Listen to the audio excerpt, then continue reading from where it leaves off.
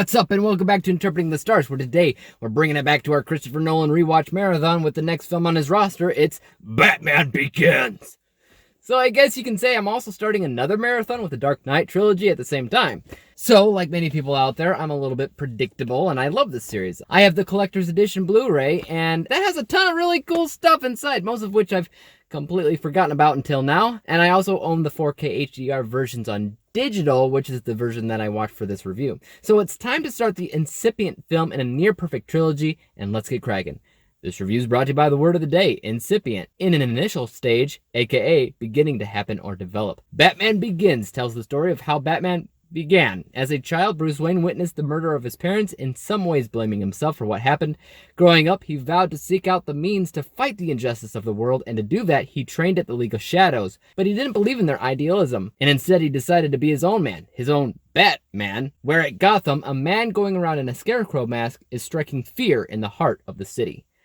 One of the greatest things about this film, and there's a lot of great things, is the fact that you can watch this completely blind to the Batman name, or watch it as a fan, because this is obviously an origin story, of course, so you don't need prior knowledge of the Batman character. But even if you do have knowledge, and you've seen all the movies up to this point, this one still has so many newly added concepts and ideas to the point where, yes, it still feels like Batman, but it also stands out as different at the same time. Like the tank Batmobile, like Lucius Fox's entire existence, like the bat sonar thing that he has to call actual bats to surround him, helping him get away, like the presentation of the League of Shadows and Bruce Wayne's entire preparation to one day become Batman, and really get you accustomed to Batman's ideologies and why he continues to do what he does. It also feels really grounded as a superhero film, so it doesn't feel tacky, corny, over the top, or self-indulgent. It knows exactly what it is, and it thrives at it.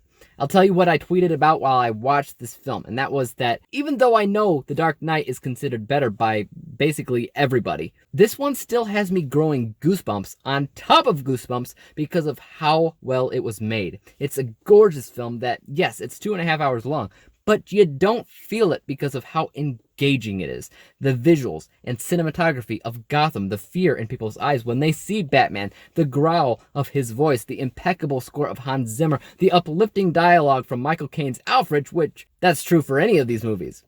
And screw it, while I'm at it, bravo to Katie Holmes, who I don't really understand why she's given crap for this role. I really don't. She does fine. I'm not blown away by her performance or anything, but the same can be said about Maggie Gyllenhaal's character in the second film. I'm not blown away by that either. They both do fine in the same role. The action set pieces in this film are a part of what makes it so good. From pretty much the moment the film opens up to the very end, there's just so many things in the film that I dug when it came down to the action. Even though Batman himself doesn't really physically show up until a little bit later, there's plenty of stuff going on in this film that's just easy to just drink in and enjoy. But no, the film is still imperfect, but only by a small margin. I think one of its biggest downfalls is probably the story goal part of the narrative. This is sort of coming of age, or maybe coming of Batman age. And as such, Batman's not trying to do anything specifically other than to, battle all the bad stuff that pops up. First, you're talking about the man who killed his parents. Then you're talking about Falcone. Then you're talking about Scarecrow. Then you're talking about Al Ghul, so on and so forth. On one hand, it feels like a solid 3-act structure with very specific obstacles that Batman must deal with. But there's no real end goal. I guess an interesting way to put it is it kind of feels like a video game with boss levels that just get harder and harder as the game or movie goes on. Another problem with the film is that I never really understood the motivations of the villain or villains. It all has a common theme about fear, though. Falcone is a powerful crime boss that strikes fear in people's hearts just based on how much he controls it in Gotham. Scarecrow has that fear toxin that lets him get away with things and again control people.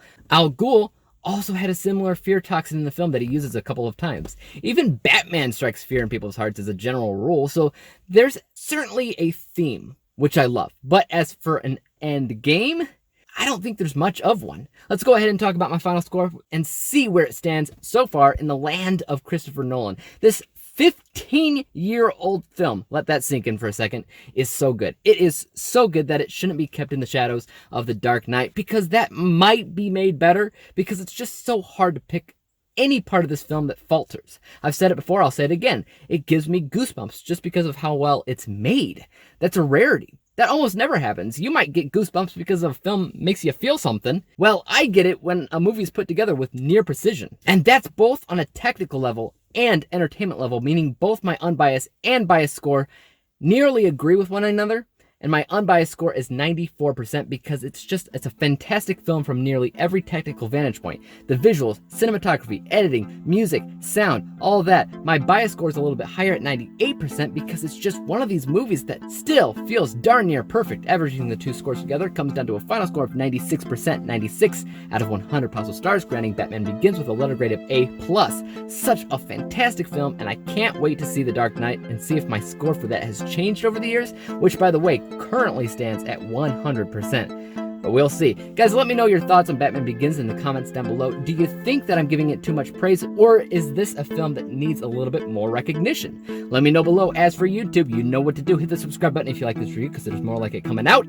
Hit the thumbs up button, because that always helps out my channel. And don't forget about the little bell icon, because that'll help notify you when I come up with the next review. And until then, peace out!